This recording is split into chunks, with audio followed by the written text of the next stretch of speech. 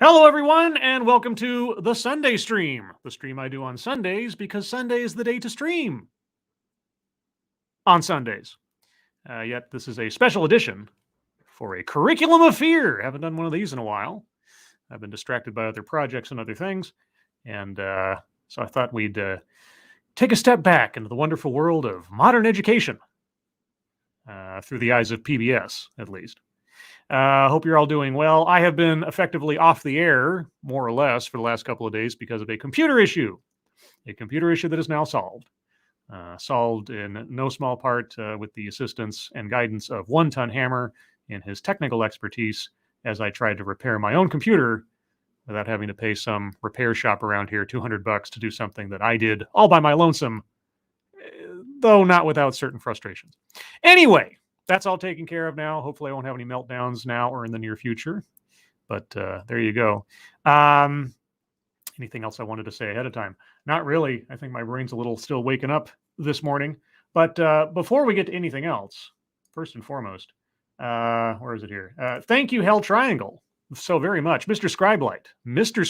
I'm sorry. I'm only Mr. Scribelight after my father has passed away. Right now, I'm just Scribe. Or Scribbles. That's fine. Mr. Scribelight, will you please review Ibram Kendi's new book, Anti-Racist Baby, or the YouTube video where he reads to kids? He was given $10 million by Jack Dorsey. Yes, Jack Dorsey of Twitter, I don't know, potentate, gave $10 million to Ibram X. Kendi's Anti-Racist Research Foundation or whatever last year or the year before, which is ridiculous. But hey, virtue signaling can go very high when you're a zillionaire. I didn't know he'd read the book to kids. All right, I'll tell you what, unless something crazy happens between now and next week, I will try to make looking at Ibram X. Kendi reading Anti-Racist Baby the subject of next week's Sunday stream. So how about that? Did I know he had done that? I don't know, but I will find it. And I'll try to make that next week's topic. Thank you so much, Hell Triangle. That's very generous of you. Appreciate it. Let's see. Who else is joining me this morning for this wonderful adventure into the wonderful world of education? Well, of course, Hell Triangle, hello. Chicago Mike, hello. Keeverdam, hello. Swirl Blue, hello. Spittlebuggies, hello. Nobody Not Me, hello. Arc 210, hello. Fun Time Bats, hello. The Magister, hello. Matt Barnes, hello. Scanner Daffley, hello. Mike Savage, Blarg. Star Saber, hello. Spud Gun, hello. Bridget, hello. Non-Vitae Rex, hello. The Original Shroom, hello. Zero the Hero 909, hello. This is Kyle. Where is it here? Come on, StreamYard. This is Kyle. Hello, chat people and scribbles. Hello, Kyle. Nice to see you. Lexi Mads, hello. The Asia Research Directorate, hello. I don't want to miss anybody if I can help it. For the Win Nil, hello. I think that's everyone. If I missed you, I apologize. All right, so what do we have on deck today? As I very politely take Kyle off the screen.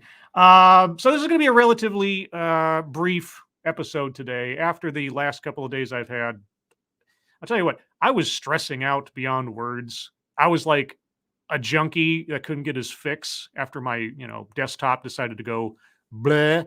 It was actually kind of disturbing. But I'm back, so I feel so much better now. But all the same, I'm just going to take it easy today. So we have two videos. It's a double feature, but each video is relatively short. First, we're going to look at something posted just within the last couple of days, where we're going to learn how to teach kids about racism in schools. And then a second video, which I hope isn't too repetitive, but I don't know what they're going to say, where specifically they say, how do you approach racism with kids in an age-appropriate way? Curious about that one. So let's all take a deep breath, clear our minds of everything we've ever known, return ourselves to that time of wonderment and mystery and adventure as children, and find out how adults should speak to children about valuing skin color as something to really, really pay attention to as a kid, because, teaching kids to pay attention to skin color is how you defeat racism. Right, everybody? All right. With that, I'll start off with a couple of seconds for sound test. You guys tell me if you can hear this, and then we will proceed. As schools resumed in-person teaching this season, This season? Don't you mean like this year or this semester or something? I don't know. This season seems a little odd. Pie Guy 07, good morning. Anybody else I missed? Check your logic if I didn't already say good morning. Luke Skywalker 2, good morning. And Eric Grunstatter, good morning. Am I actually pronouncing that correctly? I mean, I see the umlaut, everything. I don't know if I'm saying that right.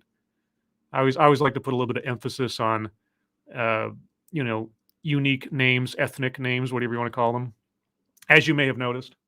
Adonis Bartolote, etc. Anyway, let's see. Audio good. There we go. All right. So, since we've returned to in-person schooling this season, Teachers and students faced pressure from local school boards and organizations that want to oversee what is taught about race. yeah, there has been a lot of controversy about that, hasn't there been? It's relatively new, even though the subject matter that they've been talking about has been going on for years. And if you'd like to see evidence of this, you can take a look at the associated playlist for this series, A Curriculum of Fear, where I have in, bits and pieces for the last 5 years documented multiple instances of what is now being so hyped as CRT, being promoted and discussed and advocated for in all types of teaching institutions, from preschools to colleges. It's only come to prominence in the last, I guess, year or so since Donald Trump brought it up, but this isn't a new phenomenon. It's been going on quite a while. So, But no matter what is in a textbook, families need to find ways to talk about racism. why? Why? Why do we need to talk about it? Why? I mean, that it's bad, sure. To show examples from the past. You know how I learned about racism when I was a kid? It was by seeing the videos of like the fire hoses used on protesters back in Alabama and such, seeing the speeches of Dr. Martin Luther King, movies that are decidedly a little bit, white savior-ish, but all the same, Mississippi Burning and things like that. Learning about how terrible people can be to one another and understanding that I don't want to be that kind of person, and seeing the evil that it does and the terrible things that can happen because of it. That is the most that I needed to learn about racism, is that it's bad. But that's not exactly what's going on these days, because it's not so much about saying racism's bad. It's then turning around and saying that we need to value race. We need to assume someone's condition, ability, future, prospects, merit, etc., on the basis of their skin color. It's the inverse of what should be taught about racism. It's teaching racism. But that's me going off. I don't know what our speaker is going to say. Earlier this summer, I spoke with Dana Crawford, a pediatric and clinical psychologist in New York City, who has helped develop approaches to reducing bias, prejudice, and racism. Reducing bias, prejudice, and racism. Okay. Where does a family begin the process of teaching someone how to be anti-racist? How do you teach someone to not be a thing? How about just don't teach them that the thing has any value in the first place? How's about that? Starts with that family. Specifically, are they a family that their child is particularly at risk for? Are they a family where their child is particularly at risk? What does that mean? Is particularly at risk for being racist?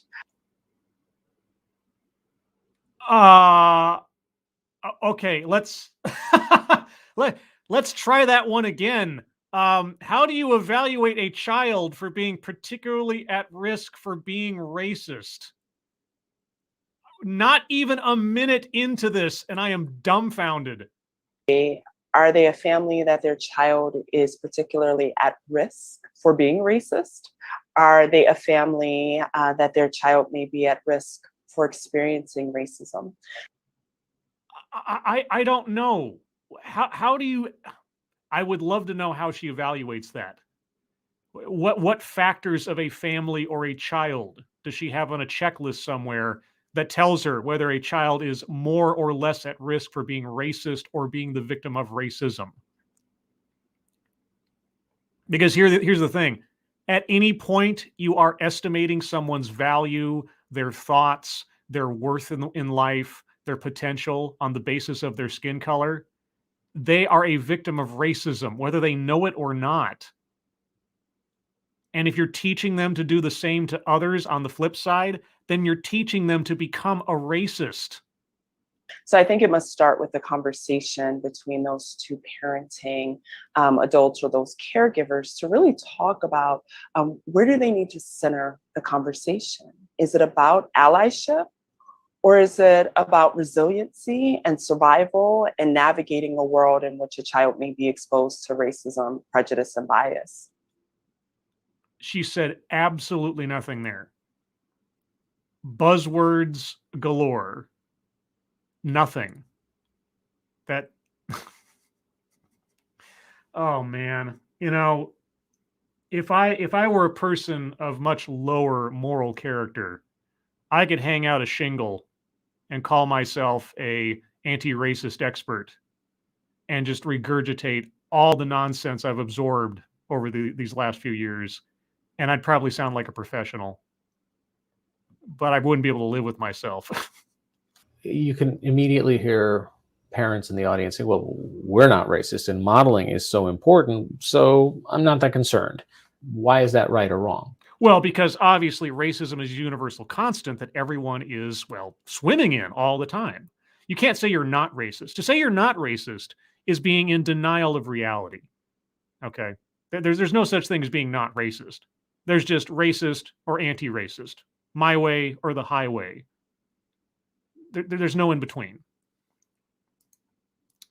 Thank you, Funtime Bats. First ever YouTube donation. New job means I might get to do this more often. Well, hey, thank you so much, Funtime Bats. It's very generous of you, and I'm honored to be your first.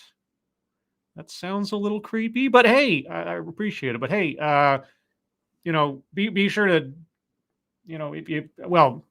spend your money wisely. That's all I got to say. I appreciate it so much. And I just as an aside, and I'll of course be repeating this all tomorrow. Tomorrow is my 5th year anniversary stream. I'm still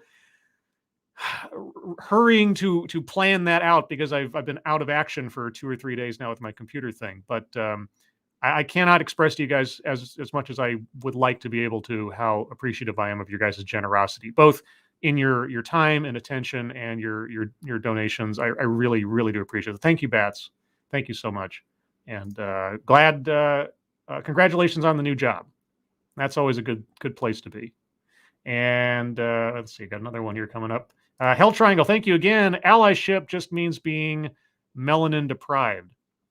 That's kind of how it's been. Or I guess it depends. It depends on what the context is.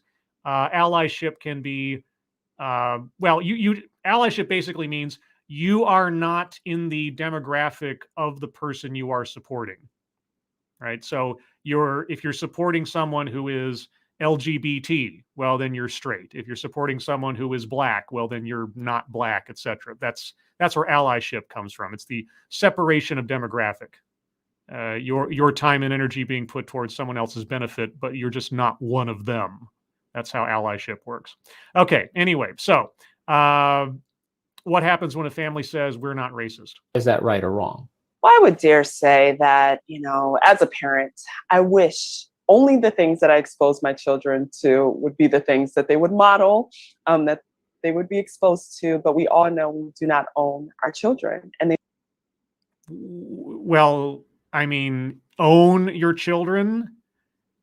No, but you have the primary responsibility of raising your child. Certainly, they're going to learn things outside the realm of necessarily what you're teaching them directly, but you have a lot of control over that if you choose to. I think. I mean, admittedly, I have yet to become a parent, but all right, let me back up a little bit. Just her statement caught me off guard there a little bit. Children to would be the things that they would model, that they would be exposed to, but we all know we do not own our children and they live in the world. I don't know about the statement, I'm not racist. I dare say that racism is a socially transmitted disease in which we're all exposed to, infected with, and often spread unintentionally. I dare say, Watson, a socially transmitted disease. Racism is an STD, everybody. You can't escape it. You pass it on unintentionally, even if you don't know it. Even if you don't know it, you are just a font of infection. And so your lack of personal knowledge of what you're doing to others means that you are always guilty. You are always guilty. You are always responsible. You cannot escape it. You cannot deny it. Denial is just proof of culpability. You know, we learned that logic from the Salem witch trials, didn't we? Spread unintentionally, but definitely has an impact. So that's a different argument. But I would say that's a different. No. That's not a different argument. That is your argument. He says, what about families that say, well, we're not racist, etc. We're not modeling that for our kids. No. That's not a different argument. That is your counterpoint to his question. That racism is endemic. What do you mean that's a different argument? Different to what? In the same way that you might not be someone that abducts children. What? That you still talk with your children about people who abduct children. What?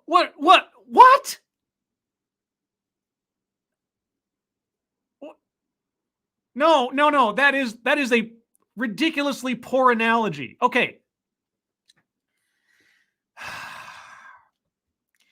No, to your own analogy, that doesn't make any sense. The only way that analogy would work is if you then said, you don't talk to your children about abducting children, right?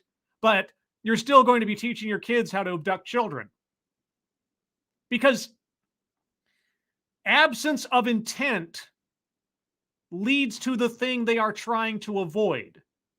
That's what you're... All right, this makes absolutely no sense. Are you kidding me? Okay, I do not possess the philosophy, the outlook, the assessment of the world based around racism. Okay, just for the sake of this conversation, I don't possess it, right? So I don't have any natural, reflexive, casual way to pass this on to my child. But you're saying that even in the absence of having any outlook on life like that, I'm still going to do it. Because it's a socially transmitted disease. It's just going to happen. Okay, well, abducting children then, I have no experience with. I have no intention of. I have no desire to abduct children. But that means then that my child is going to learn how to abduct children. What? Hey, am I going nuts here? That was an absolutely insane analogy to... Okay, I understand this isn't a TEDx.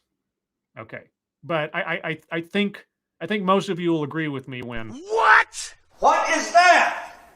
What the fuck is that?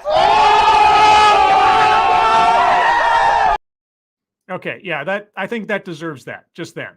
My brain broke. No. Right. You want to... Right? What do you mean, right? No, that wasn't right. You should have a look of absolute bewilderment on your face. What do you mean, right? You still talk with your children about people who abduct children. Right. You want to prepare your children to be safe in the world. So although you may not perceive or experience yourself to have very intentional racist thoughts, your children still do navigate a world that they may be exposed to that. Their friends may be exposed to racism. And what kind of person are you trying to raise? Being exposed to something terrible in the world does not then mean you're going to adopt that thing. I don't know if our speaker understands that. Okay. I watched Nightmare on Elm Street 3 when I was like, 10 or 12 or something? Maybe less. I forget exactly when that movie came out. But anyway, Nightmare on Elm Street 3. Okay. Freddy Krueger going around slashing teenagers and butchering them. Strangely enough, I did not become a knife-wielding serial killer. I know some of you may find that incredible, but it's true. All right. There is a role for parenting in talking to your kids about what happens to them in the course of their day. Asking them questions. How was your day? What went on? What did you learn? What happened with this? What happened with that? That's part of parenting. Guiding them through the events of their lives, trying to at least mentor them through the good and the bad. Unless you're completely detaching yourself from that process, I don't understand how it is that, oh, well, if your kids go out in the world and they see something bad, well, you can't avoid that. They're just going to have to adopt it. What are you talking about? Come on. You can't be serious. Thank you, Matt Barnes. 8. Think we just all went cross-eyed. 8 or I? Okay, well, the I key is right next to the 8 key, so I think you meant I. Yeah, well, I know my brain just did like a little... Oh, boy. A couple other good mornings. Undead Ramen, good morning. Short Line 614, good morning. All right, I'm going to back up a little bit. Boy, a 5-minute video is turning into quite the epic here, because every sentence. Exposed to that, their friends may be exposed to racism. And what kind of person are you trying to raise? When are children aware of race as a social construct? I know that they can see colors at a young age and identify their parents, but when does this all start to sink into them? Okay, and this is something that has been brought up multiple times in various ways on several videos I've done in the past, where someone will say, children start noticing difference at 3 or 4. And so it's very important to teach them about race early on so that they don't adopt these terrible outlooks. And here's the thing, noticing difference and valuing skin color are completely different things. Okay? Being able to tell in contrast one thing to another does not inherently mean then that you are judging the worth or value of that thing, one thing to another. That is a learned philosophy. That's not just automatically, well, I can tell that my skin's different than this other kid's, therefore I hate them. That's not how that works. That's not how that works. Now, I don't know if she's going to say that, but as a preamble baseline for when I hear this, noticing difference versus valuing skin color, 2 different things, oceans apart. But they keep conflating those things together in order to justify teaching race to small children, right? Pointing out differences as though they are landmines that kids need to avoid or to value as a weapon, depending. Well, there is research that shows around the age of 2 to about 2.5, children start to associate behaviors with race. Really? Behaviors with race? Okay. Well, you tell me, what behaviors are inherent to race? I'll wait for you to break down for me how race determines behavior. I'm very curious to know. And I have a little 2-year-old, and that's a really small person. And as they start to navigate the playground, She is not a small person. It's a baby. Child at best, baby at most. Navigate the playground. Okay, tell me what happens when your 2-year-old navigates the playground. they may assume and make some assertions that this person is behaving this way because they're brown, because they're white, because they don't have a leg or something in this way. So not just race, but also other ways that people navigate the world. And so the earlier you start. The earlier you start what? The earlier you start what? Explaining to your kid, like, mommy, why does that kid have a different color skin than I do? And you say, well, why do they have a different color hair than you do? Why do they have different color eyes than you do? Because mommy has this color hair and daddy has that color eyes, and babies are, born of their parents. That is as much weight as you need to give it, both to a child or anybody else, because here's the thing: race does not determine character. Race does not determine behavior. Race does not determine worth. And if you think it does, then I think you might be the problem. The better. And it needs to occur in ways that are just casual, integrated into your parenting, similar to how you integrate how to cross the street, the ways that you talk about good table manners. These are natural, experiential dialogues and conversations. And what about us? No. Wait. Don't. Okay, I know I can't control time and space and reality and everything. I don't have the Infinity Gauntlet, but at that point, I'd be asking her, and maybe he will. Okay, maybe he'll surprise me. But at this point, I'd be asking her, give me an example of a casual way you approach a 2-year-old about race. I mean, let's pretend for a moment I was the 2-year-old and I said, Mommy, why does that kid have a different skin color? What would be the casual, childlike way in which you'd approach that question? I'd want an example, not analogies that don't matter. I want an example. Dialogues and conversations. And what about as kids get older? I don't know whether it's preteen or teenage years where they might be more conscious of the news and the politics around it. How do you initiate one of those conversations about what they're seeing on TV in the context of race? Why are you not asking her to explain to you how you would work this with a small child? She's gone to 2 years old. Okay. That is her opening bid here for when to start teaching children at the age of 2. And there's no curiosity on your part. How do you approach this with a 2-year-old? What is a casual, parental, loving way in which to assess to your child how they should value race in the world? You're not even wondering what that conversation looks like? Really? Because I am dying to know. I am dying to see a grown adult address a 2-year-old asking about another kid's appearance and how they would put that into the context of race and what value that would possibly have to a 2-year-old. But you don't even care. You don't even wonder. We're jumping straight to teenage years and TV. Okay.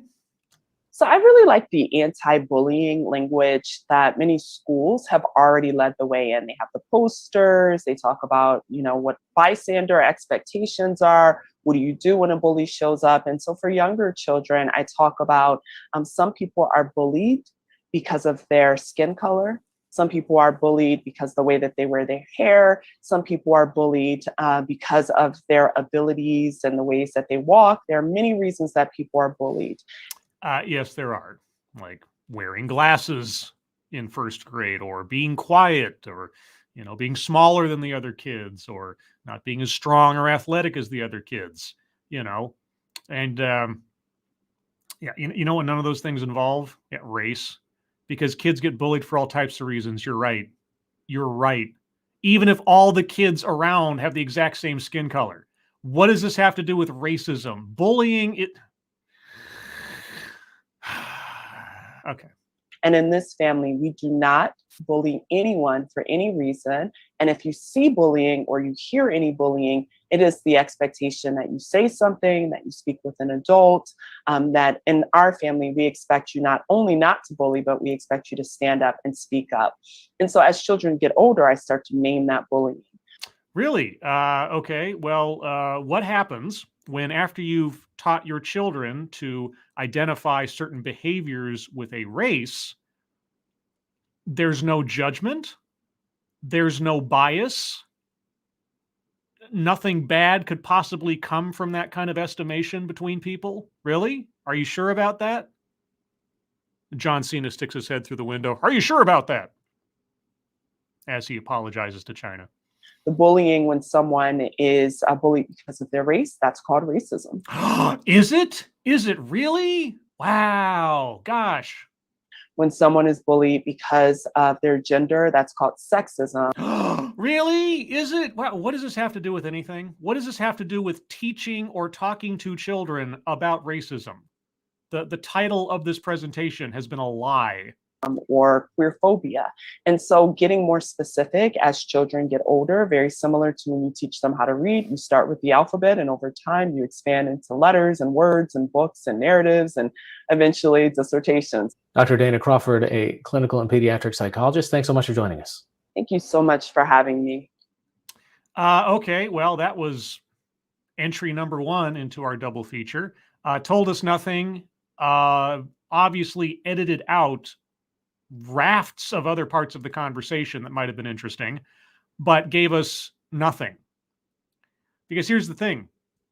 How about, and I know this is a crazy idea, how about you teach your kids to interact with and assess people on their character and look at things like race or gender or physical ability or anything else as effectively irrelevant when assessing someone's character. Separate what is determinative of someone and what is not in regards to their character, how they treat themselves, how they treat others.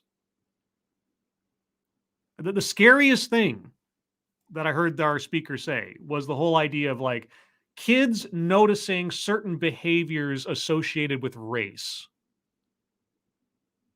I like I say, I would be dazzled to know in our speaker's estimation what behaviors I can expect to encounter based on someone's skin color.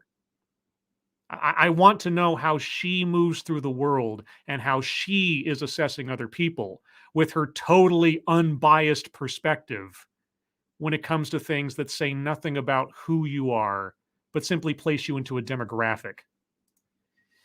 Thank you, Matt Barnes. This lady reminds me of the TEDx with the pediatrician who was sad her son didn't want to be trans. Oh, did I? I did that one, didn't I? They all start to meld together. I have a playlist that I don't know that I've added anything onto recently. It was something like TED Excellence in Parenting or whatever. Particular TEDx's where these speakers are talking about their own children and how they're basically using their children as guinea pigs or as models for what to or not to do in the world. Oh boy. Yeah. Well, thank you, Matt. All right. Well, I didn't learn anything there except some very sinister and creepy things intimated by our speaker as to either how she's raising her own children or how she sees the world in general. But that being said, I'm going to skip over to our second video. This is from I think a couple months ago, maybe. And it starts very suddenly. Okay, this is a portion of some longer talk that I don't think I have access to, or if I did, it would go on for some extended period of time. So this is a snippet of a conversation wherein we are going to learn how to discuss these things in an age-appropriate way. So if our first speaker didn't give us any details, and she didn't, then maybe this one will. I don't know. My fingers are crossed. So here we go. So allow me, if I can, to put to you some of the things I've heard from parents firsthand about why they're uncomfortable with some of the conversations unfolding in schools. And to be specific, we're, done some reporting in parts of Virginia where this is very much a lively debate and parents feel very, very strongly about it and are exhibiting a lot of the same kind of language that you're talking about here. They don't want their white children to be made to feel guilty or bad learning about some of these things. Yeah, there's an easy way to do that. Teach history without making it an accusation.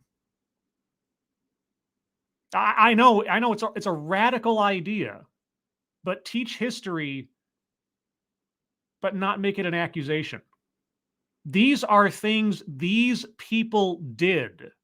These are events that these people took part in the past, and not then associate through the mystic chords of guilt into the students on the basis of what they look like or where they come from.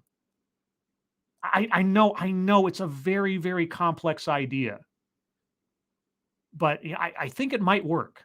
I think it just might work. And so one of the things I've also heard is that for younger children in particular, they feel that a topic like this feels divisive in school, that if you introduce these kinds of things and talk about equity that early, it ends up dividing the kids. Golly gee whiz, why would the concept of equity as currently constructed conjure up any kind of division amongst children or people in general? When you're talking about equality of outcome, where you're talking about how some people possess obvious merits that need to be suppressed, and other people possess obvious deficiencies that need to be compensated for. And that the only way that the world is going to be a better place is if everybody ends up at the same point, regardless of their ability, regardless of their circumstance, and on and on and on. Why would that cause division if you're going to raise up some who haven't earned it and suppress others who might be able to excel? You may have heard in the news recently that there is a plan, at least in New York, to get rid of anything in the school system that is considered to be a advanced or gifted class, right? We cannot have any possibility that someone or some people who just happen to have more ability in something than regular people, like you can find somebody who's a savant at art and just, from a young age, like a Beethoven or something, just completely blow all of the other adult experts out of the water. Right? But you wouldn't want to encourage that ability. You wouldn't want to encourage that talent or that passion. No, no, no, no, no. That would make other people feel bad. That would make other people feel inadequate. So when the next LeBron James comes along, no, we can't put him on any kind of pedestal. We can't encourage him to succeed because everybody else who isn't as talented, they would feel bad. Golly, why would equity become divisive, do you think? Thank you again, Hell Triangle. I am uncomfortable because you want to teach my daughter that she is evil due to her birth. There's that. There is that. Original sin. That's the difference between what they're talking about and what should be happening. Teaching history as a fact of a thing that happened versus teaching history as original sin. People who looked like you a long time ago did this thing. Therefore, you today are either guilty or a victim based on this thing that happened before you were born on the basis of people who you've never met. It's not a difficult problem to solve here. It really isn't. More than teaching them anything. Oh, sorry. I'm going to back up because it did cut her off and we've floated a little bit away from it. Kinds of things and talk about equity that early, it ends up dividing the kids more than teaching them anything. I wonder what your perspective is on that. Well, the research shows, and I rely a lot on research just to show, the research shows that young children see differences very early on. Oh, here we go. What did I tell you? What did I tell you? Children see differences early on. So we have to get in there while they're first learning about how differences apply in the world and tell them how to interpret those differences. You got to be kidding me. I rely on a lot of research. Okay, from what sources? Do you look at research from opposing viewpoints? What does that mean? I rely on research. Your own or other people's?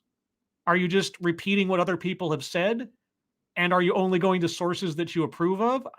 I have so many questions about that response, but let's back up a little bit so I don't completely miss out on this. Sorry.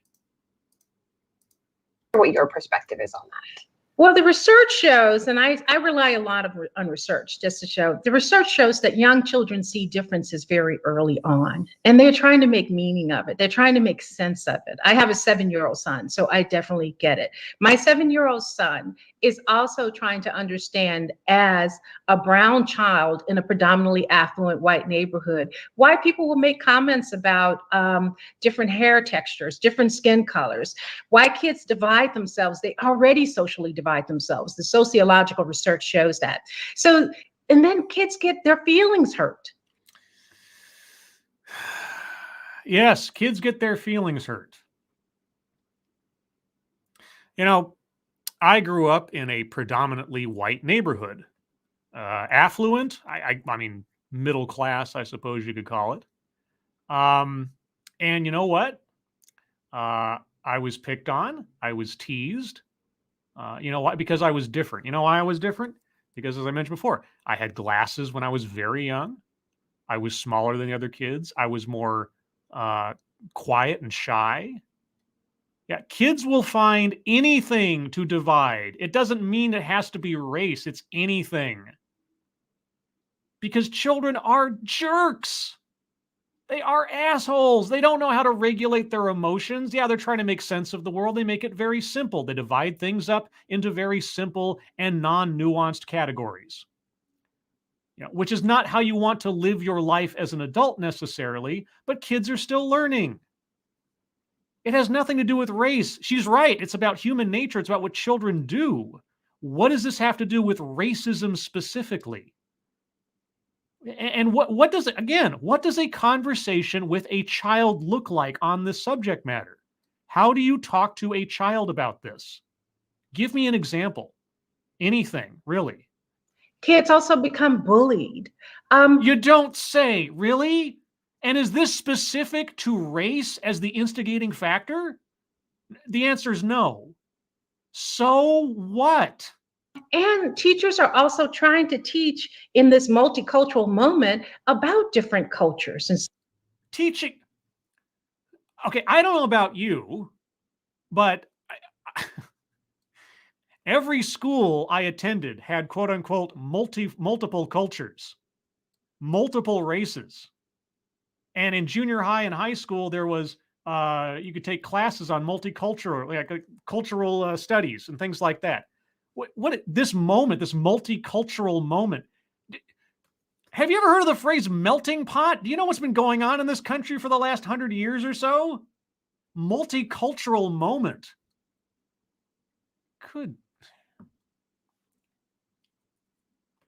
We are not in a new era, save for the fact that everybody is brushing off the terribleness of the past, repackaging it as some new revelation, and pushing it as though it's a good thing and calling it a new moment or in this moment or in this era. Come on. cultures and such. And Sorry, I cut her off. Let me back up a little bit. also trying to teach in this multicultural moment about different cultures and such.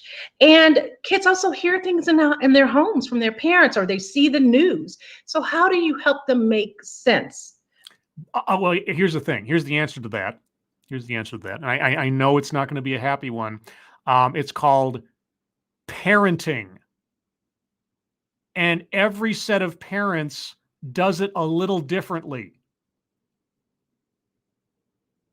And some parents may not do it the way that you want them to, and some may do it better than you do. So what's your answer? Of what happened to George Floyd? What? I really wonder. I mean, I try to think back when really big news stories happen, right? Like George Floyd, for example. Maybe something not as world-changing as 9/11, but just like a major scandal, a news story. I try to think back to how many of those even entered my consciousness when I was of the age of, I don't know, 5 to 12. And actually mattered to me and actually told me anything or informed me of anything about my world or my little bubble or how I see things. Did I pay attention to the national news in any real way until I was like 13 or 14, maybe at best? Honestly, I ask myself this whenever some big event happens or some social milestone occurs and then people start talking about the effects on children. I'm just like, was I paying attention to anything other than Spider-Man at that era? And did I care about the Iran-Contra affair and what it said about my world or how I'm supposed to interpret people or things? That's just... How do you help them make sense of why they're protesters on the streets in their communities? I don't know. How do you?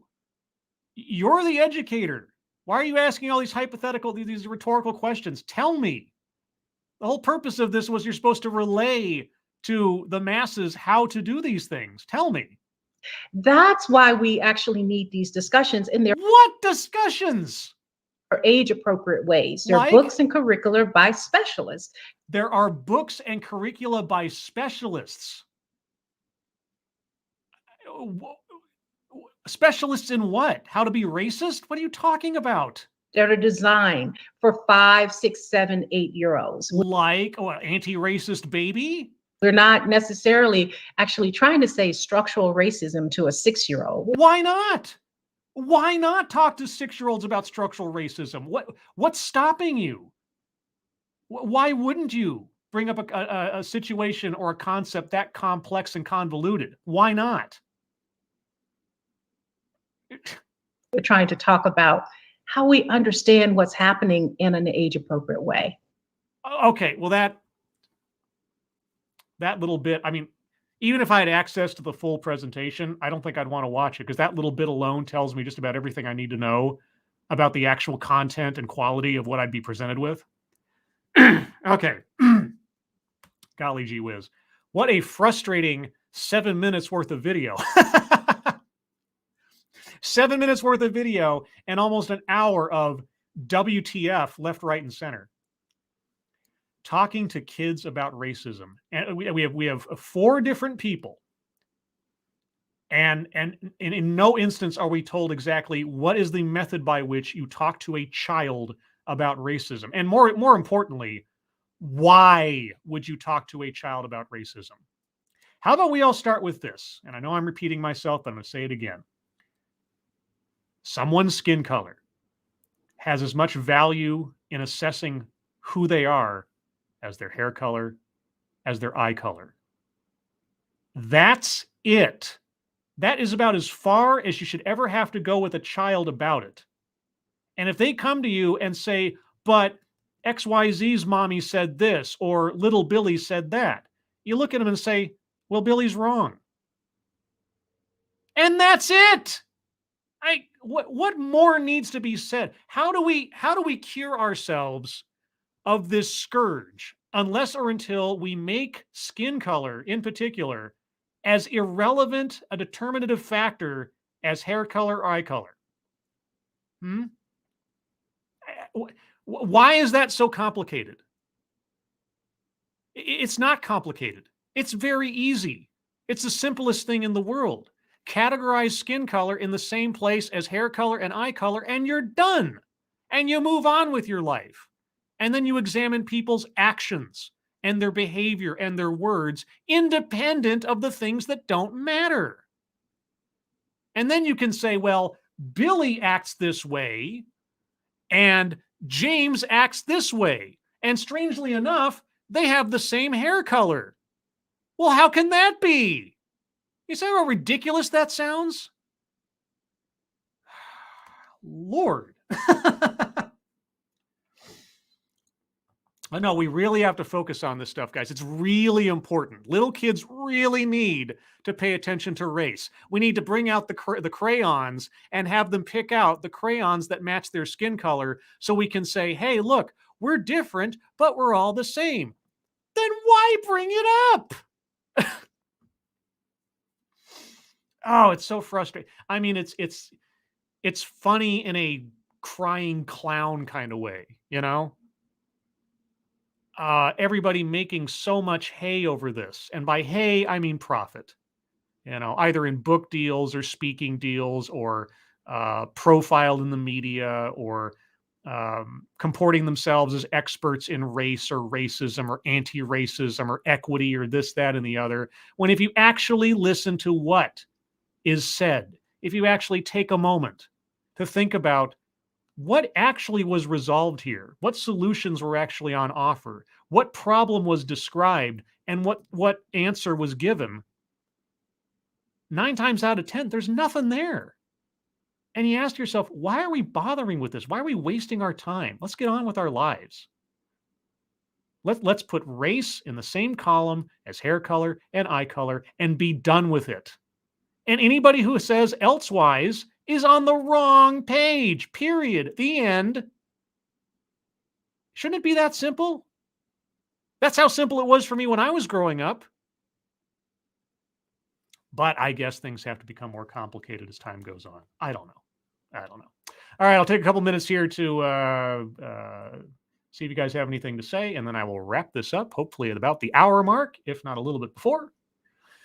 Keep this short and sweet today, all things considered.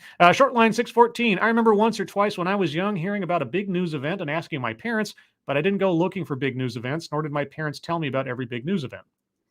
Yeah, and again, I'm only speaking from my own experience. I don't know, especially in these days of mass media and just I did not grow up in the age where you had access to everything through your mom's smartphone.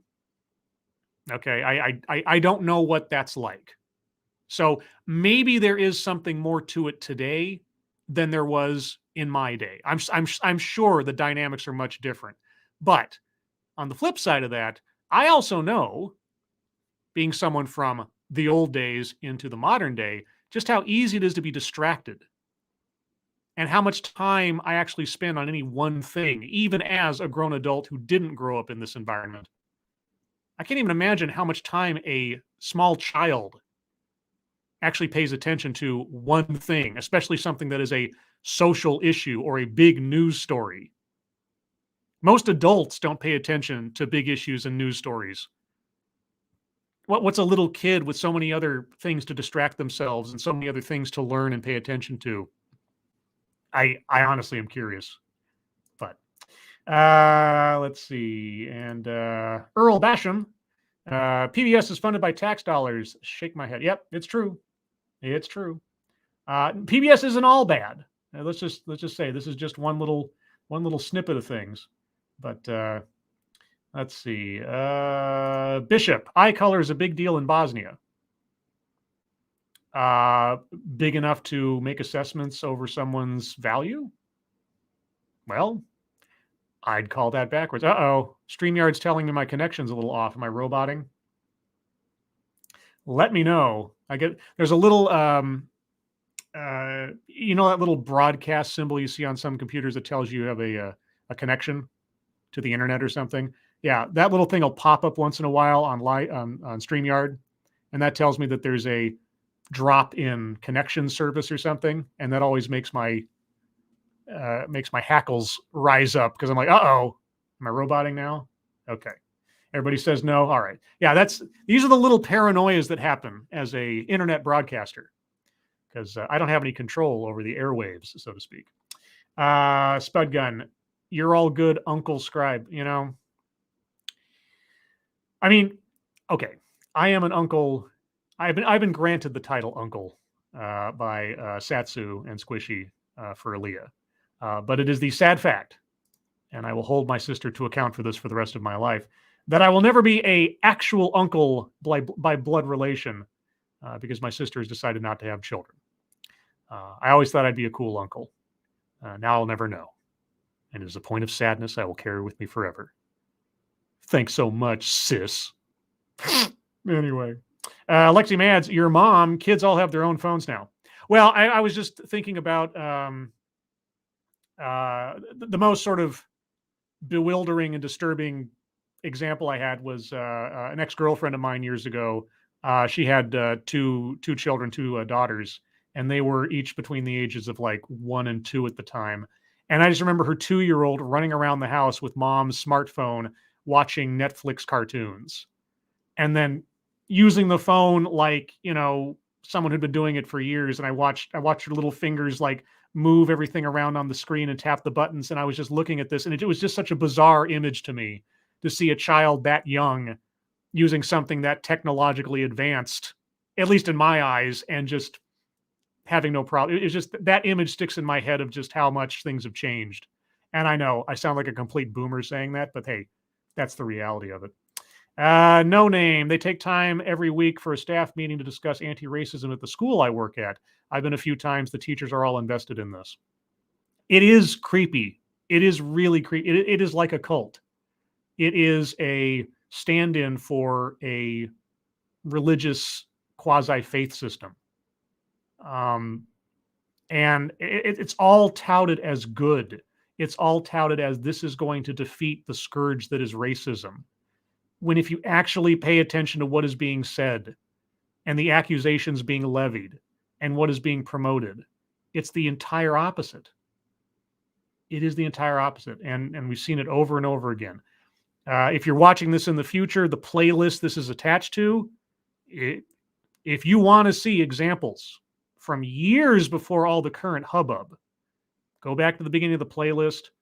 I understand the audio quality and the production value isn't nearly as good as it is now, but all the same, you'll see it. You'll see a progression of just how much this stuff has become a religion, a faith of a kind, and it's disturbing. Hell Triangle. You're talking Arc 210. Pardon me. All right. Anything else, guys? I'll give it another minute or two here, just to make sure I don't miss anything. Lexi Mads. I ADHD'd the F out. LOL. Started playing mobile games and lurked. What, during the course of my stream? I'm not interesting enough to hold your attention, Lexi Mads. You have to go off and play your boy Raid Shadow Legends. I guess I can't compete with Candy Crush or whatever the hell's the big thing of the day today. Lexi Mads, love you, Scribbles. Yeah, but not enough to pay attention to me. Love you. Whatever. Hell Triangle, 11 kids, Scribe. 11 kids what? No, I don't have 11 kids. Silent B, I'm being bullied. Well, don't make the B silent. And it won't be an itch anymore.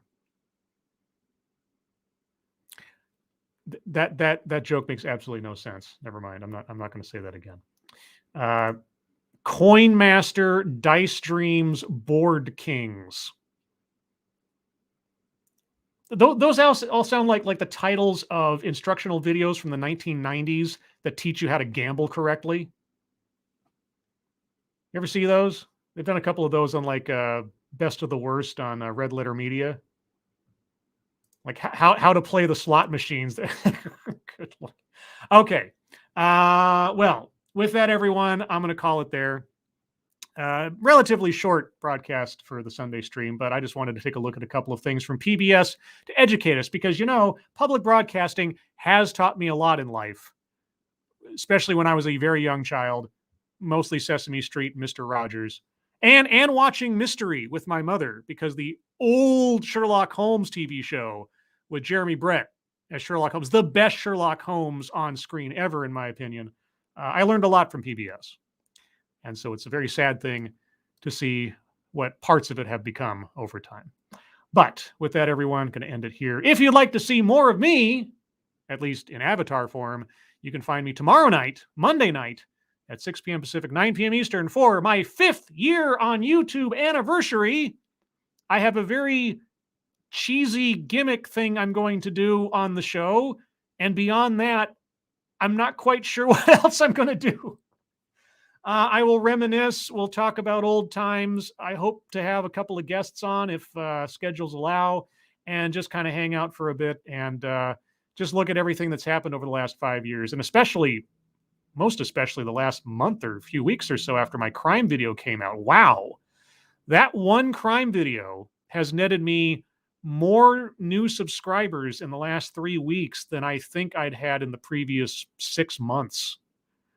And I'm really scared to keep telling them that this isn't a true crime channel.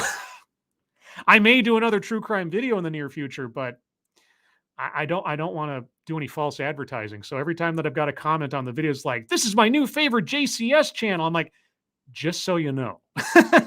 There's about 700 other videos that have nothing to do with this. But anyway, yeah, so tomorrow night, Monday night, October 11th, 6 p.m. Pacific, 9 p.m. Eastern. And then after that, if schedules still align, you will find me Wednesday night at that same time frame, 6 p.m. Pacific, 9 p.m. Eastern, on the Minions of the Zoo. I'll be I'll be guesting on there. If you don't know about Minions of the Zoo, well, look up Minions of the Zoo. They're a show that was formed as an after party to the Lords of the Night several years ago and turned into their own thing, and you should go check them out. And after that, to make up for the absence of it this past Thursday, this coming Thursday, I will be doing TED Excellence with the Lizzo twerking talk.